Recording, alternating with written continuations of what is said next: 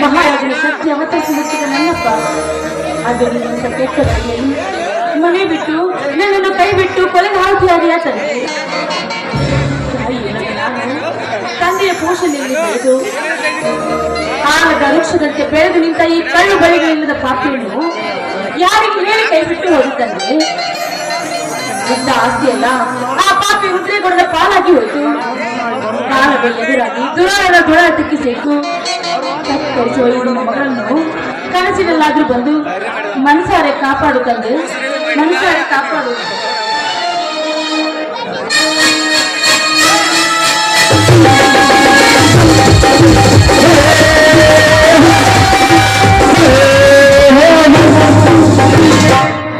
ಸತ್ತು ಹೋದ ನಿನ್ನ ಹತ್ತಪ್ಪ ಕನಸಿನಲ್ಲಿ ಬಂದು ಕಾಪಾಡಲು ಸಾಧ್ಯವೇ ಅಮ್ಮನ? ಯಾರವರು?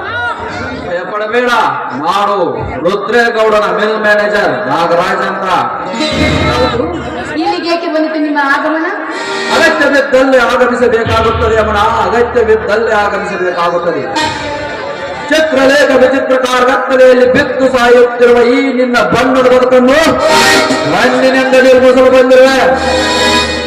ಹಣದ ಆಸೆಗಾಗಿ ಘನವಾದ ಮಾನವನ್ನು ಕಳೆದುಕೊಂಡು ನಿಮ್ಮಂತ ಶ್ರೀಮಂತರ ಸೊತ್ತಾಗಿ ಬಿದ್ದು ಸಾಯುವ ಹೇಳಿ ಏನಲ್ಲ ಈ ಯಮುನಾ.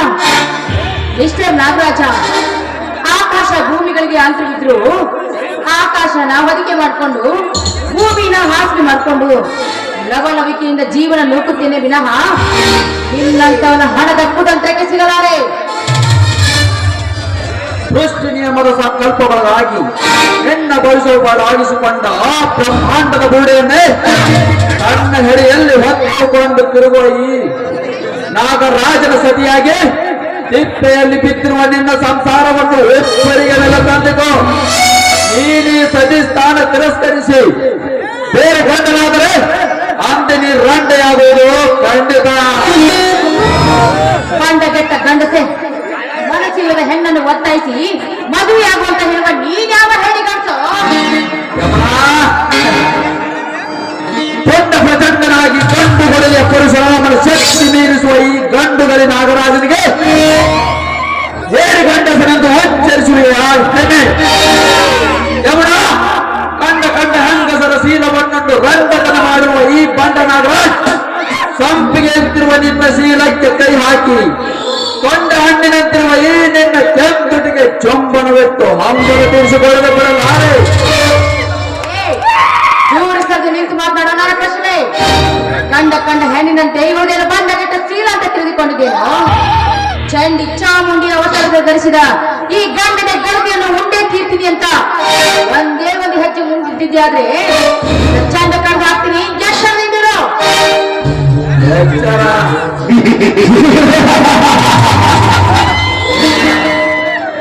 ನನಗೆ ಎಚ್ಚರ ಹೇಳುವ ಹುಚ್ಚ ಚಂದ್ರನ ಮಗಳೇ, ಚಂಡಿ ಅವತಾರ ತಾಳಿದ ಚಂಡಿಯ ಗಂಡನಾದ ಆ ಬಂಡ ಶಿವಶಂಕರನು ಈ ನಾಗರಾಜ್. ಚಂಡಿಯ ಗಂಡನಾದ ಬಂಡ ಶಿವಶಂಕರನ ಕೊರೆಗೆ ಬೊತ್ತಿಗೆ ಹಾಕಿ ಎತ್ತಿಕೊಂಡಿರುವನು ಈ ನಾಗರಾಜ್. ಈ ಬ್ರಹ್ಮಾಂಡವನ್ನೇ ತನ್ನ ಹಿಡಿಯಲ್ಲಿ ಹೊತ್ತುಕೊಂಡು ಹೆಣ್ಣಂತ ನರಕ ಜಾತಿನಾಗಿ ಹೆಣ್ಣಿನ ಸ್ಥಾನ ಕೊಟ್ಟವನು ಈ ನಾಗರಾಜ್.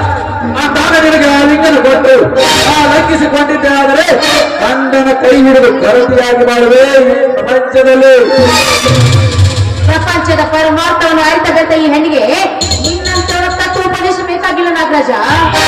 ಹೆಣ್ಣು ತಾ ಬಯಸಿದ ಗಂಡಿನ ಕೈ ಹಿಡಿದು ಜಗದ ಕಣ್ಣಾಗುತ್ತದೆ ವಿನಃ ನಿನ್ನಂತ ಶ್ರೀಮಂತರ ಕುತಂತ್ರಕ್ಕೆ ಸಿಕ್ಕು ಮಣ್ಣಾಗೋದಿಲ್ಲ. ಮುಚ್ಚ ಬಾಯಿ, ನೆಚ್ಚಿಗೆ ಬಾಯಿ ಮುಚ್ಚದೆ ಸುಮ್ಮನೆ ಹೊರಟಾಗೋ ಇಲ್ಲ. ಹೊರಟು ಹೋಗಲು ಬಂದಿಲ್ಲ ಯಮುನಾ. ಈ ದಟ್ಟವಾದ ಕಾಡಡುವೆಯಲ್ಲಿ ನಿನ್ನ ಮುಟ್ಟ ಬಟ್ಟೆಯನ್ನು ಬೀಸಾಕಿ ಯಾರು ಮುಟ್ಟದ ಈ ತೊಂದರ ಮಡಿಕೆಯನ್ನು ಒಡೆದು ಚೂರಾಗಿಸಲು ಬಂದಿರುವೆ. ಓ ಮನ್ಮಕ್ಕ, ಮೊದಲು ನೀನು ಸ್ವಲ್ಪ ಲೋಕದ ಜ್ಞಾನವನ್ನು ಅರಿವು ಮಾಡ್ಕೋ, ಆಮೇಲೆ ನನ್ನ ಮಂದಿರಕ್ಕೆ ಒಯ್ಯುವಂತೆ ನೋಡು. ಹೆಣ್ಣು ಏನೆಂಬುದನ್ನು ಯೋಚಿಸದೆ ನನ್ನನ್ನು ಮುಟ್ಟಲು ಬಂದಿದ್ಯಾದ್ರೆ ನಾನು ಮೆಟ್ಟು ಹಾಗೂ ಮೆಟ್ಟಿಯಿಂದ ಹೊರಟು ಬುದ್ಧಿ ಕಲಿಸಬೇಕಾಗುತ್ತದೆ. ಎಚ್ಚರ.